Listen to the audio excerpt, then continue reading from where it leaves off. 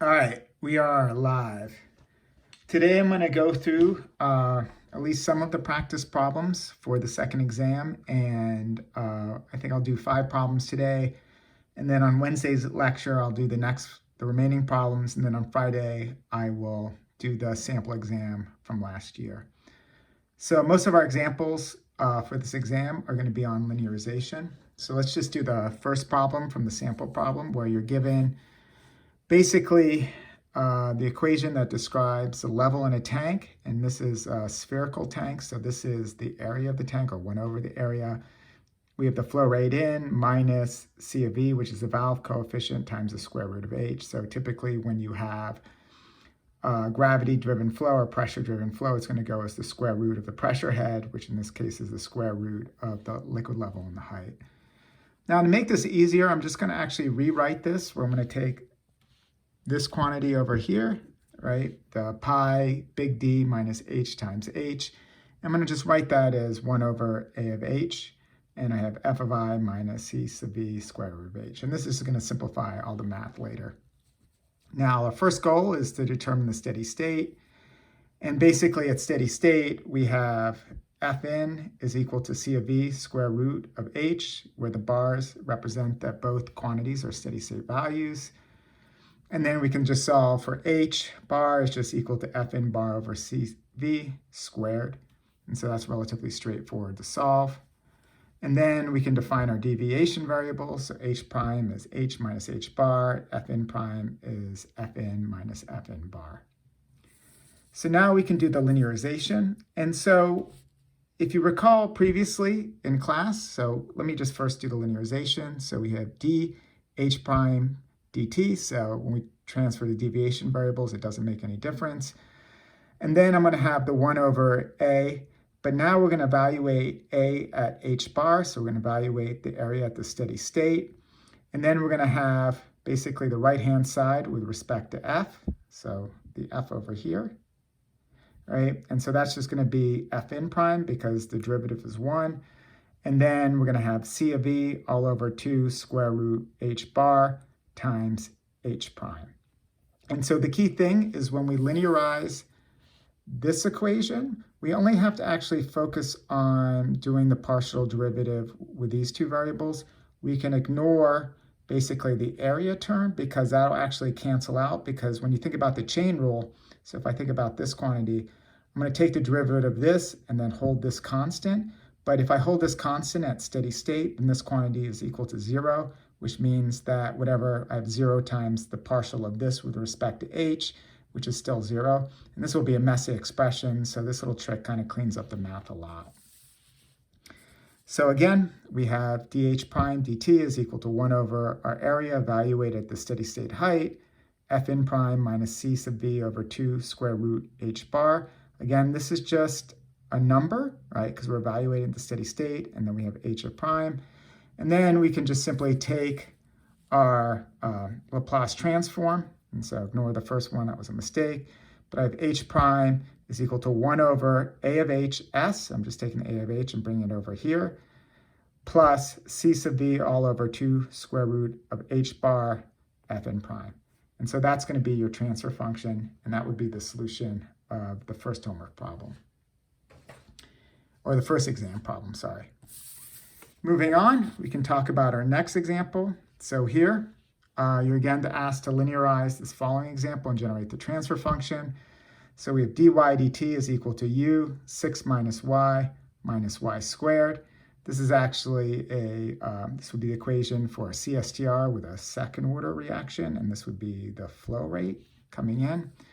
And so we're asked to first determine the steady state when u bar is equal to 1.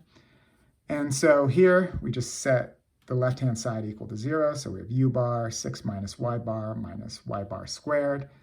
And then if I just stick in the value of u bar equal to 1, and then flip this around, or actually not flipping around yet, but 6 minus y bar squared. I flip it around, I get y bar squared plus y bar minus 6 is equal to 0. So this is a quadratic equation. We can use the quadratic equation, the quadratic formula to solve it. There's going to be 2 roots here. One's going to be positive, one's going to be negative. Obviously, you want to choose the positive one. And so we're going to see y bar is equal to minus 1 plus the square root of 1 plus 24. So our b is equal to 1. Here's b squared, and then we have 4a times c, so 4 times 6, or minus 6 becomes 24, all divided by 2. And then when we take this, 1 plus 24 is 25. We take the square root of that, we get 5, so we get minus 1 plus 5 over 2, so that's going to be 4 over 2. And we're going to get y bar is equal to 2. Next step is defining our deviation variables. So y prime is equal to y minus y bar, which is y minus 2. And u prime is equal to u minus u bar, which is u minus 1 in our example. And now we can take our linearization. So we have dy prime dt. And now we're going to take the right-hand side with respect to u. And so if I look over here, I see there's just a u here. So when I take the derivative of this with respect to u, I just get 6 minus y. And so I get 6 minus y evaluated at the steady state. So it's 6 minus y bar times u prime. And then likewise, I'm going to take the derivative with respect to y of the right-hand side. So if I do y here, I get minus u, and then I'll have minus 2y. So I have minus u bar, right, because I have to evaluate the steady state, plus 2y bar, all times y prime. So these are my two partial derivatives. And then I know y bar is equal to 2, so 6 minus 2 is 4. And then u bar is 1 plus 2 times 2, which is 4, so I get 5. So I get dy prime dt is equal to 4u prime minus 5y prime. And then the rest of it is just taking a Laplace transform. And here, I'm going to get an s over here, so I get y prime is equal to 4 over s plus 5 u prime. And you don't need to actually clean this up anymore. This is sufficient for solving the problem because you have the transfer function. But of course, we could always write this in standard form, where this would also be equal to 4/5 all over s over 5 plus 1 u prime, if you want to get it into standard form for a first-order transfer function.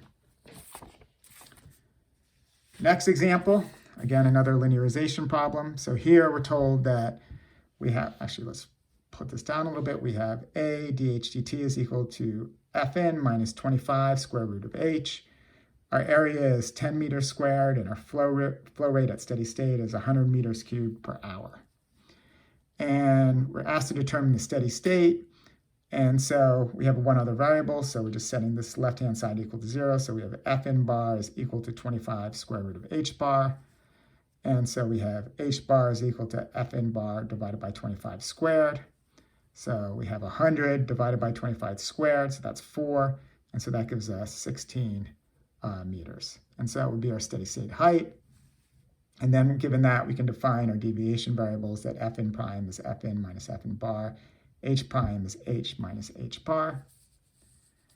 And so when I linearize this, so I do, again, a doesn't change anything, dh prime dt.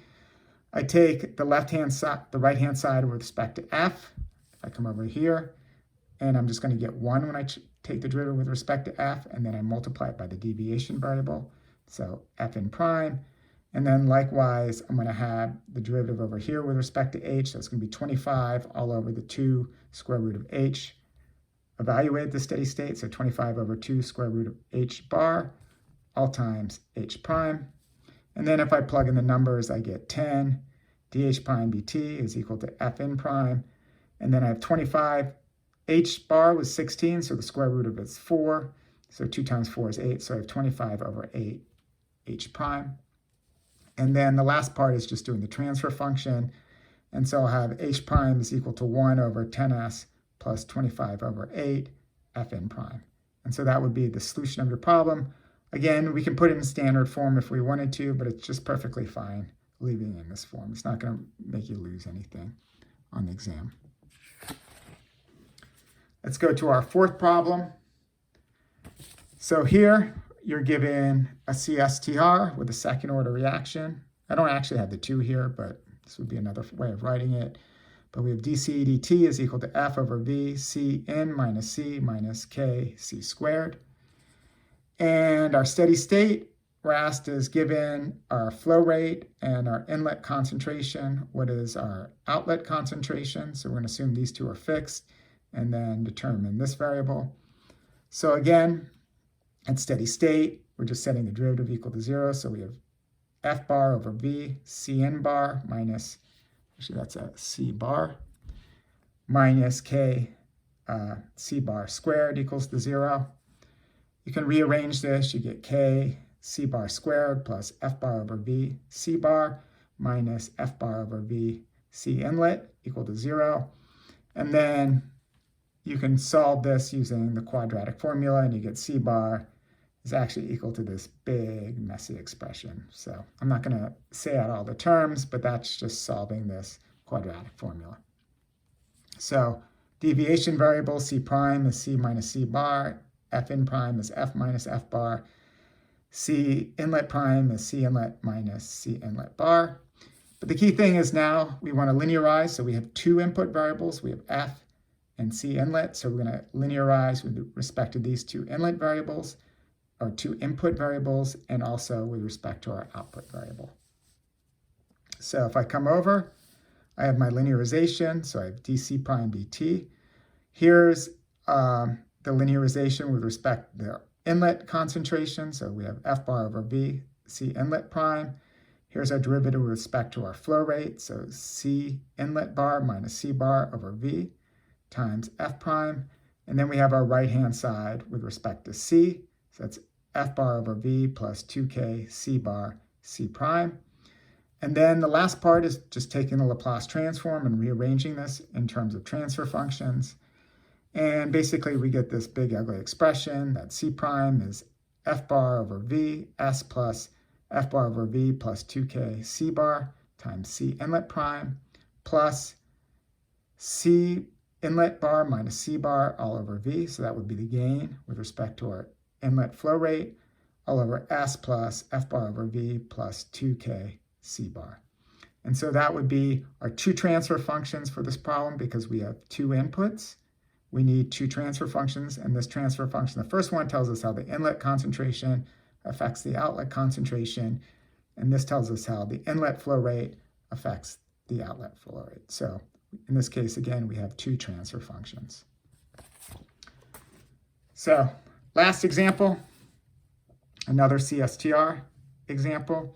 This case, we have a first order reaction, except now we have a temperature dependence. So we have dc dt is equal to f over v c inlet minus c minus k, which is now a function of t times c. And k of t is going to have an Arrhenius type expression where the pre-exponential factor, the exponent minus the activation energy all over the temperature. So at steady state, in this case, it was asking how does the inlet concentration, the temperature, affect the outlet concentration. So again, we're just going to do steady state. So here we have, setting this derivative equal to 0, we have f over v, c inlet bar minus c bar. So again, we're just taking the steady state values of the variables we're interested in, minus k, evaluated at t bar, c bar equal to 0. So we only have to really worry about the differential equation. This kind of just pops in right here. So we could directly put it in here, or I'm just going to use the shorthand notation k t bar. So you rearrange this, you can solve it. You get c bar is equal to f over v c inlet bar all over f over v plus k t, k of t evaluated at the steady state temperature. So that would be your outlet concentration at steady state. Again, our deviation variable c inlet prime is c minus c bar. Our temperature is T minus T bar, and our inlet concentration prime is C prime minus C inlet bar. So now we can do the linearization. And here I'm kind of just skipping over the details. We have dC prime dt. We have the first is the derivative with respect to C inlet. And if I take over here, I take the derivative with respect to C inlet, I just get F over V. So I get my F over V over here. Now I take my derivative with respect to C, right? And if I take my derivative with respect to C, I get F over V, right? Because that's what's multiplying the C. And then I get K of T.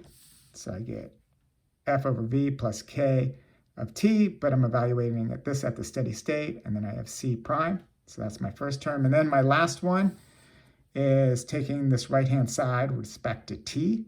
And so basically I'm taking this term with respect to T. And if you go through that derivative and clean it up, you get C bar E all over T bar squared, K of T bar times T inlet prime. So again, this is a constant, f over v is a constant. What's in the parentheses here is a constant, it's just a number. And this kind of ugly expression, basically right here, is also just simply a number. And then the primes are actual variables that we're trying to solve for. So last thing is just to take the Laplace transform and rearrange into transfer function. Again, we have two input variables. We have C inlet prime and T prime, so we expect two transfer functions. So our first transfer function is C prime is equal to f over v, s plus f over v, k at T bar times C inlet prime. And then we have this ugly expression for the transfer function for T, how T affects the outlet concentration. So again, it's C bar E all over T bar squared, K of T bar all over S plus F over V plus K of T bar. So again, two transfer functions. The first one tells us how the inlet concentration affects the outlet concentration. And here's how the temperature affects the outlet concentration. So once again, doing these problems, I don't care if you clean these up. I just want to have the kind of general transfer function. Sometimes the math will be clean. Sometimes it'll be a little bit messy. But once you have one of these functions, if you had numbers for all these variables, then basically you're just looking at the response of a first order system. All right, so that's the lecture today. So I went through, I think, 5 problems. On Wednesday, I'll go through the remaining problems. If you have questions, as always, put them in the comment section on YouTube, and I'll do my best to answer them. All right, thank you. Stay safe, guys. Bye.